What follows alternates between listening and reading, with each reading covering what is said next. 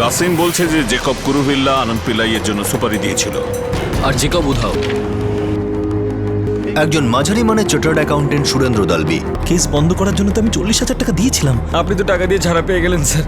বাবু ও তো আপনার জন্যই কাজ করতো না। তোমরা আমার কথা বিশ্বাস করো, আমি কিচ্ছু জানতাম না। বাবা যদি জাভেদ ফেসে যায়। জাভেদ তো বাড়িতে নেই স্যার। কোথায় গেছে? আর ফোন বন্ধ আছে কেন? জানি না স্যার। স্যার আমি আমার মনে হয় এই জালি পেপারসের নাটক জাভেদই বার করে। আমার প্রথম থেকে এটাই সন্দেহ ছিল।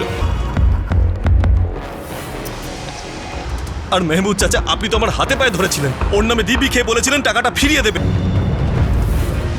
যদি তোমার ফোন বন্ধ থাকে বা তুমি কল ব্যাক না করো, যতক্ষণ আনন্দ পিল্লাই এক্ষুনি ধরা পড়ছে, সে জেকবই হোক বা অন্য কেউ, তো তোমার উপরে সন্দেহটা